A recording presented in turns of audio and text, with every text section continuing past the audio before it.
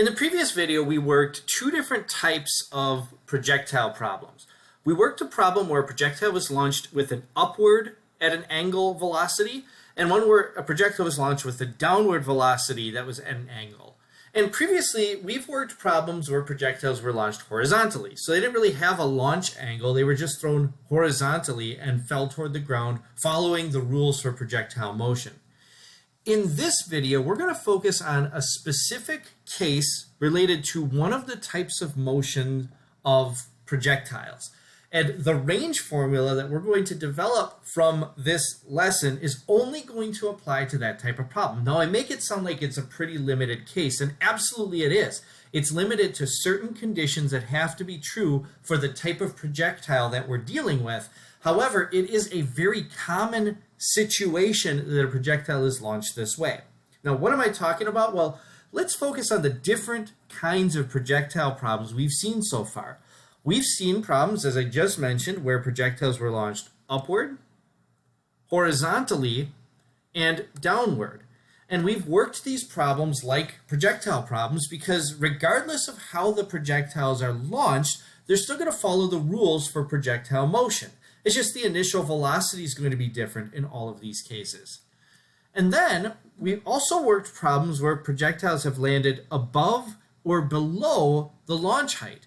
And we could very easily work problems where projectiles land at the same level as their launch height as well. We can do that using the kinds of equations that we've been dealing with in kinematics in the x and the y dimension. Speaking of the x and the y dimension, I just want to mention that one thing that has been true about all of the problems that we've worked so far is that the x and the y dimension have independent motion. We have a different equation to describe motion in the x dimension compared to in the y dimension. And it's not even a different equation, like it's the same basic motion kinematics equation with different values. It's completely different kinematics equations. In the x dimension, we have a constant speed equation because projectiles move at a constant speed in the x dimension independently of the y dimension. And the reason I'm emphasizing independently, it means we can work the constant speed horizontal part of the problem separately from the accelerating vertical part of the problem. And when I talk about that vertical acceleration, that's the projectile being accelerated downward because of vertical gravity. And then we've also used this relationship to help us solve problems. The time that in both the x dimension and the y dimension is passing at the same rate, so whatever amount of time applies to the x dimension, we can then apply that same amount of time to the y dimension to figure out the relationship between the x and the y dimensions.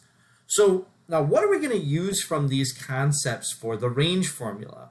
How am I limiting the types of problems that we can work? Well, the range formula only is going to apply to problems with projectiles launched upward at an angle, and they also have to land at the same height from which they were launched. And then all of this x and y dimension independent motion is also going to be a part of this because it's a part of every projectile motion problem. So I could still work the x and y dimensions separately, but I know that the x and y dimension are going to be related by the time, which has to be the same in both dimensions. So I've established for you that we're talking about objects launched upward with an initial angle that's somewhere above the horizontal and with a original velocity, like all objects that are launched into the air are going to have, and then they land at the same height from which they were launched. What equation am I going to use to describe the position of that object? Well, remember, the equation is going to be different in the x and y dimension. So we're going to start in the y dimension as we develop our range formula. In the y dimension, I want to describe the y position of my object, and that's going to be done with this equation that we've always used to describe the y position of an accelerating object. But I know some specific values that go into this equation from the conditions that I've set. My initial y has to be 0, and my final y has to be 0 for this equation to describe the kind of projectile that we're dealing with. You may be asking yourself, whoa, can you even do that? Can you even just cross off two terms in an equation like this? Yes, you can. Both of those terms do evaluate at 0 meters, And you could still use this equation by plugging in your original y velocity and your acceleration, the y dimension, to solve for the amount of time that this projectile would be in the air to start at position 0, go all the way up through its arc, and then land again at position 0. Now, we're going to simplify this, but before we do that, let's see if we can develop any other values that we can plug in. I can also plug in that my acceleration of the y dimension is negative g. Okay, now I just want to make sure I'm emphasizing g by itself is positive 9.80 meters per second squared. So I need to multiply that by a negative to account for the fact that it's pointing downward toward the ground. So I'm going to plug in negative g for ay. What about the original y velocity? Well, I can find that original y velocity from my VO value, because I just stated in the setup for this that we have an initial velocity. Can we figure out what the y velocity is in general? I want to specify the y dimension velocity from my original velocity at an angle. Well, I can do that by looking at the diagram of velocity and its component vectors. And then how am I going to calculate that initial y velocity? We've performed this exact trig in several problems now. It's simply going to be the hypotenuse times the sine of theta, or VO sine theta, is going to give me the y component. And the reason it works out this way, the reason we've been consistently able to use this is we've been consistently measuring this bottom angle.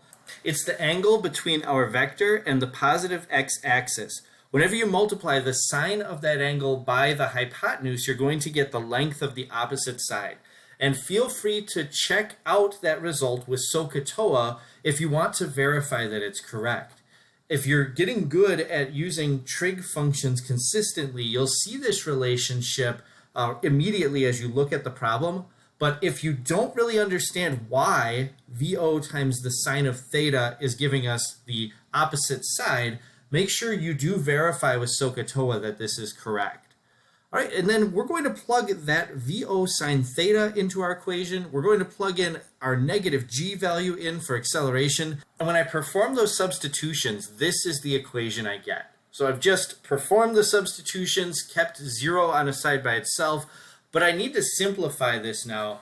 And actually, I would really love to solve this for t, because remember, t is the thing that's the same in both the x and the y dimensions.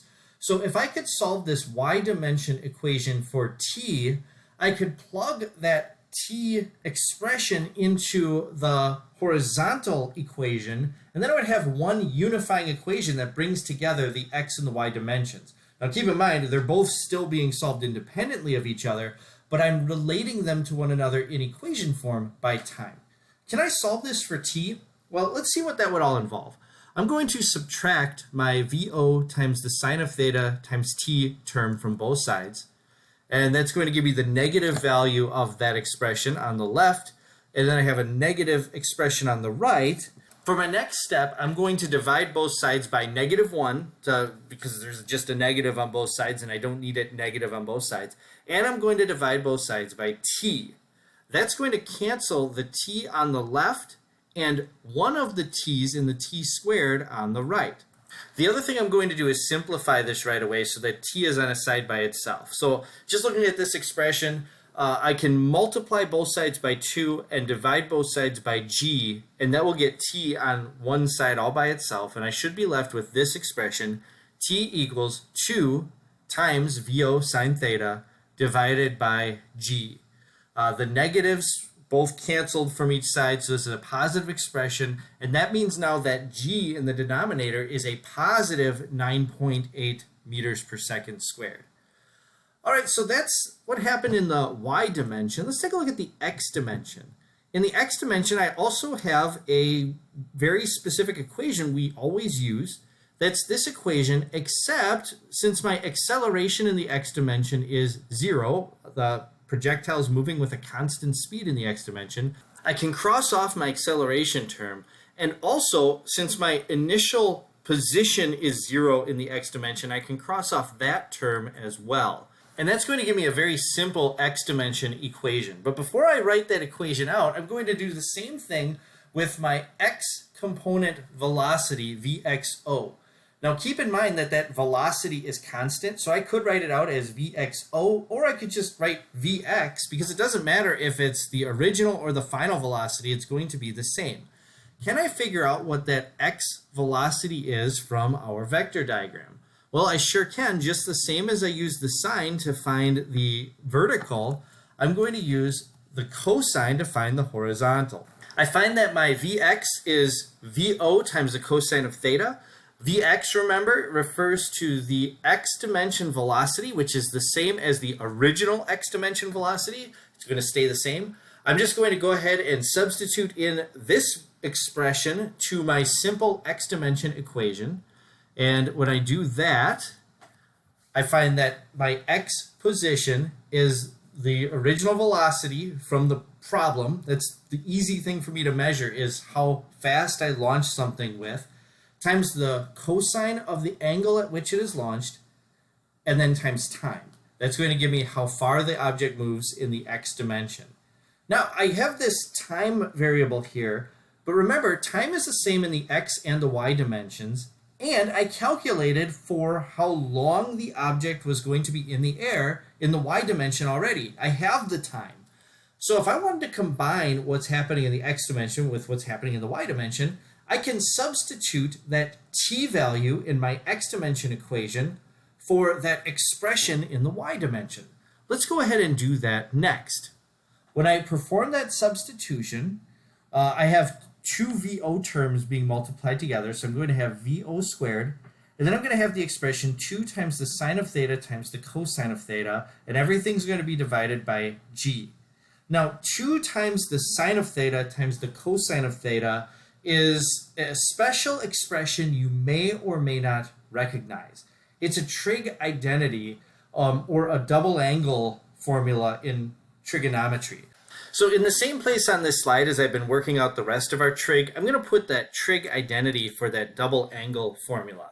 The sine of 2 times theta, 2 times my angle, equals 2 times the sine of the angle times the cosine of the angle. Now, I don't like using any kind of formula unless I explain where that formula comes from.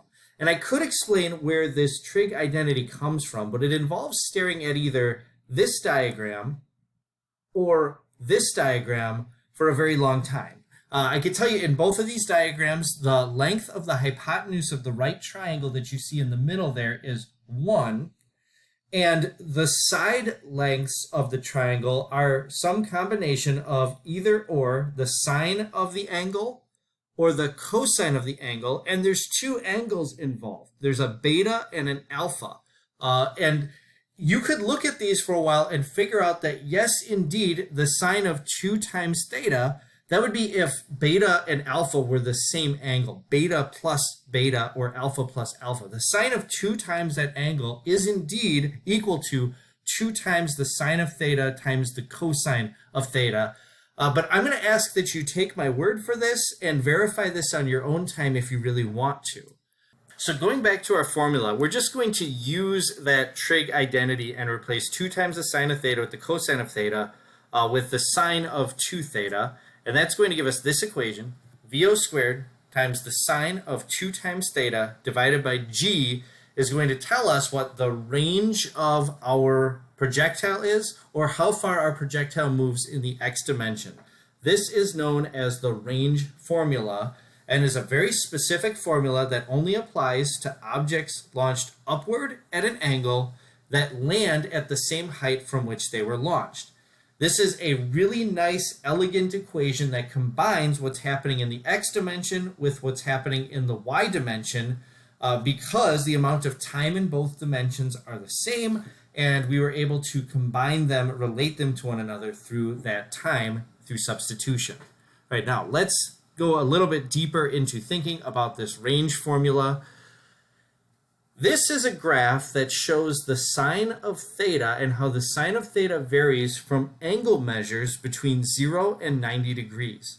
Notice that near 0, the sine of theta is very, very small.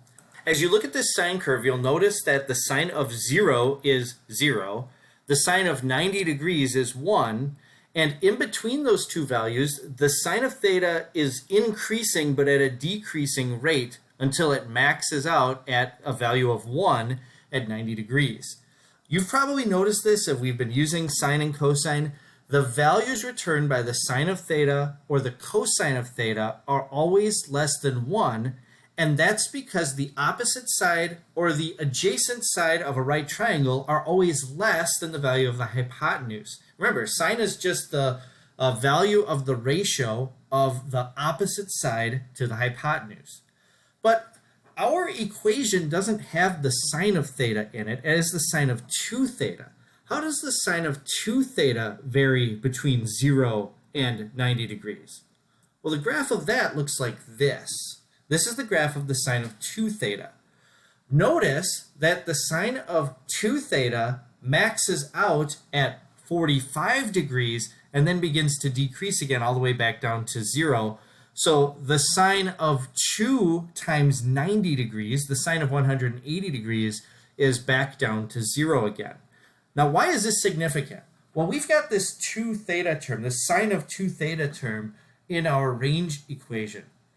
And that value is going to be less than 1 for almost all of the values between 0 and 90 degrees, except for one value. At 45 degrees, it's going to be its highest. It's going to be at a maximum. It's going to have a value of 1.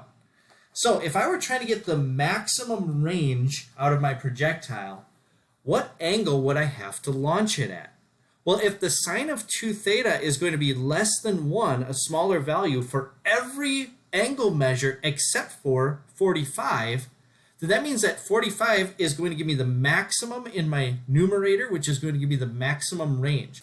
If a projectile is launched at a 45 degree angle, it's going to have a larger range, a larger x change in position than any other degree measure at which it could have been launched. Another important point to note is that this graph of 2 theta between 0 and 90 degrees goes all the way up to 1 and then all the way back down. So if you think about either side of that maximum, there is a point to the left of the maximum that corresponds to a point on the right of the maximum. And that's going to have an interesting effect as well. What that's going to cause is that for every angle that's not 45 degrees, there are actually going to be 2 angles that result in the same range. Look at the equation. My original velocity is going to stay the same, so the square of that is going to stay the same, and the acceleration due to gravity is going to stay the same. The only thing that's changing as I consider this setup of this problem is the angle. And there will be 2 angles that result in the same sine of 2 theta value between 0 and 90 degrees. And the only one that doesn't apply to is the maximum amount, which is 45 degrees. So I'm going to have 2 separate angles that are going to result in the same range. Let's take a look at what this means in a more practical way mathematically. For a projectile launched at an initial velocity VO, the 2 trajectories that have the same range are going to be what you see in this diagram. And notice in this diagram that that 45 degree angle launch is the one that goes the furthest, and it only has one angle measure that results in that distance. Every other angle measure has both a shallower angle and a steeper angle where the projectile will land at that same distance. And what distance is that? Well, the 2 angles are complements. So theta and 90 degrees minus theta. Okay, let's take a look at working a problem in context here to see how this range formula actually works. An AP Physics 1 student is practicing hard soccer shots by kicking a soccer ball toward a goal 13 meters away with an initial velocity 24.5 meters per second from the ground. If the ball arcs up into the air and lands in the goal, at what angle is the ball kicked into the air? So let's draw a diagram to keep stock of what I know here. Here's a soccer player kicking a soccer ball. You can see the path of the ball there. I can also note that there's going to be an x dimension to this. That's going to be the distance that I'm looking for. And there's also going to be some velocity effects on this. The ball is being kicked with an upward velocity that has a horizontal and a vertical component. Now, with my range formula, the beauty of this formula is that I no longer have to calculate the y dimension and the x dimension separately. Still independent, they still behave independently of one another, but I've combined them together into one equation, so I don't have to worry about finding the components of my starting vector. I can just go ahead and start working this problem. I know the value of x is 13 meters, and the value of my initial velocity is 24.5 meters per second.